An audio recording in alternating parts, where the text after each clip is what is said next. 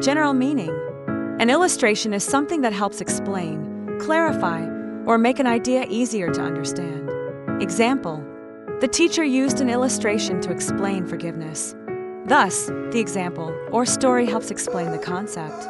In teaching or preaching like Jesus did, an illustration is a story, example, or comparison used to make a spiritual truth clear. Example: Jesus used the parable of the Good Samaritan as an illustration of loving your neighbor. Jesus used his behaviors to demonstrate the love of God. His word illustrated the kingdom of God's principles so that everyone can follow the examples when engaging with other people. 3. Illustrations. In sermons, Jesus often spoke to large crowds, teaching foundational truths about God's kingdom. Example: the Sermon on the Mount, Matthew 5-7, is where he taught about attitudes, prayer, forgiveness, and righteous living. The purpose is to publicly proclaim God's truth and challenge people to live according to it. The parables are short, relatable stories that illustrated spiritual truths. Example: in the parable of the Good Samaritan, Luke 10:25-37, or the parable of the sower, Matthew 13:1-23. The purpose is to reveal truths to those open to understanding while concealing them from those with hardened hearts. Matthew 13:10-17. In private conversations, Jesus also taught individuals or small groups in personal settings. Example: his conversation with Nicodemus about being born again, John 3, or with the Samaritan woman at the well, John 4. The purpose is to give personal guidance, correction, and revelation to those seeking truth. Jesus demonstrated servanthood through both his actions and attitude toward others. Here are key examples of people and moments where he modeled true servant leadership. 1. His disciples, John 13:1-17. Example: Jesus washed his disciples' feet. Meaning, in that culture, washing feet was the job of the lowest servant.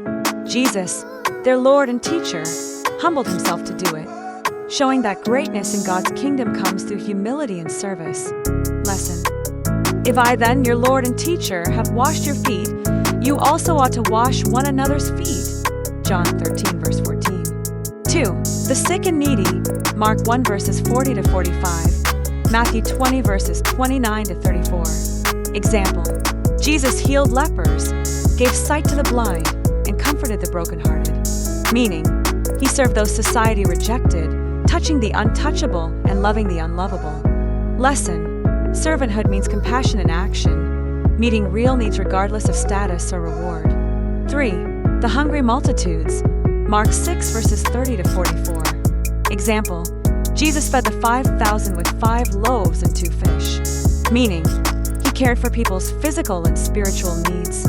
Lesson: a true servant doesn't just preach but provides, demonstrating love through practical care. 4. Children, Mark 10:13-16. Example: Jesus welcomed little children when others tried to turn them away.